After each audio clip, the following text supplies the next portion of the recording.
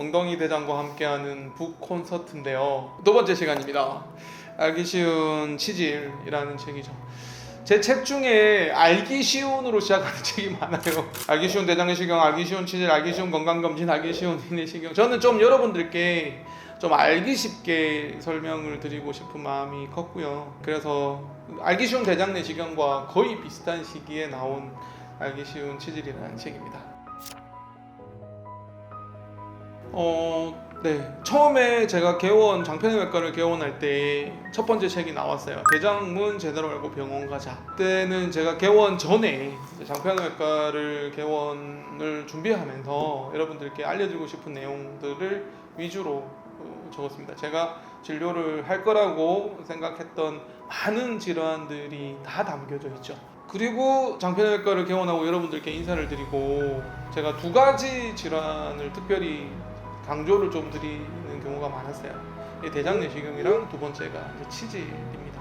그래서 개원 1년 정도 지나고 나서 여러분들께 이 두 가지를 좀 특별히 아주 자세하게 설명을 좀 드리고 싶다는 생각이 들었고, 그렇게 탄생한 책이 알기 쉬운 치질과 알기 쉬운 대장내시경이라는 책이죠. 제가 진료 시간에도 굉장히 설명을 좀 많이 하는 스타일이에요. 굉장히 자세히 설명드리려고 하고, 요즘 점점 장편외과에 오시는 분들이 좀 많아지면서 너무 아쉽게도 진료 시간이 조금씩 줄어들고 있어서 속상하긴 한데요.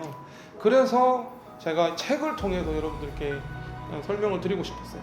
제가 시간적인 한계로 못다한 얘기들을 다 책에 담아서 그걸 이제 여러분들께 알려드리고 싶어서 책을 출간하게 됐고요. 우리가 의사가 되려면 그 의대를 졸업을 해야 되잖아요.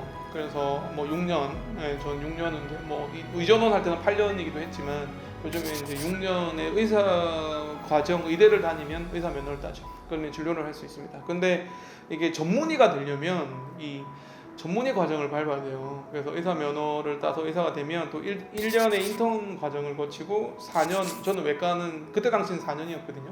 지금은 3년으로 바뀌었는데 4년의 수련 기간을, 전공의 시절을 거치면 총 11년 동안 지나면 외과 전문의가 됩니다. 근데 외과 전문의는 되게 많아요.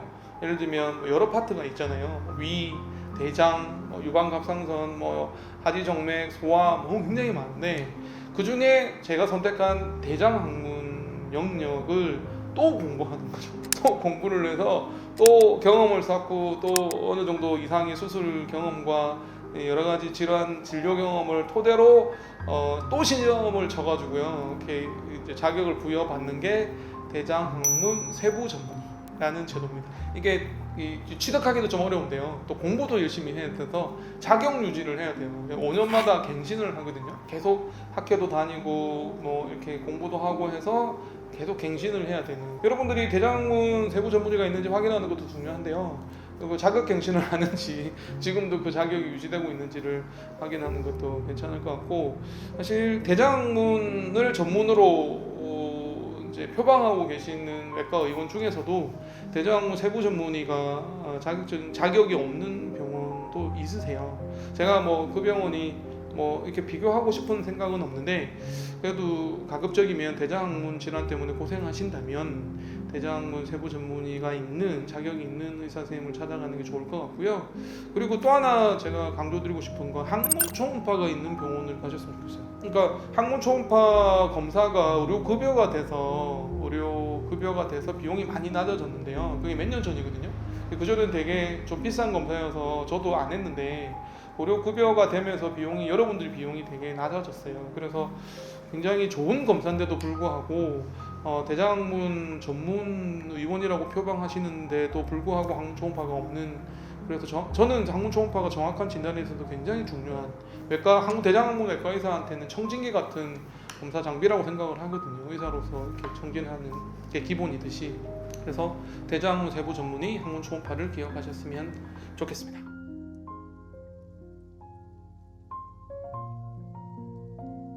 홈페이지나 전화를 해도 알 수 있고요. 전화번호에서 전화하셔가지고 홈페이지에 있는 분들은 있다고 이렇게 항상 이렇게 조금만 서치하면 금방 아실 수 있더라고요.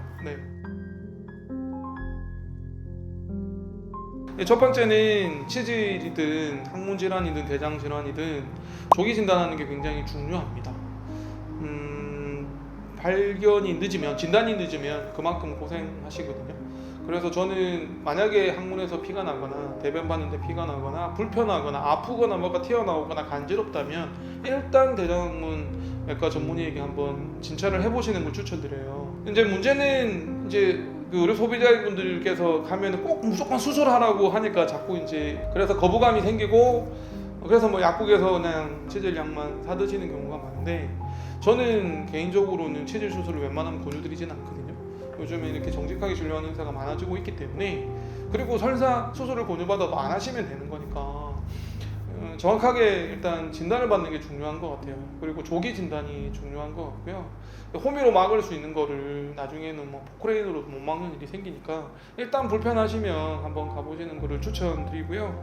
두 번째는 말씀드렸지만 이 치질은 무조건 수술해야 되는 병은 아니에요. 이 치질도 사실은 치핵과 치루와 치열 이렇게 나뉘거든요. 치핵은 핵처럼 튀어나오는 거, 우리가 보통 치질 얘기하는 거.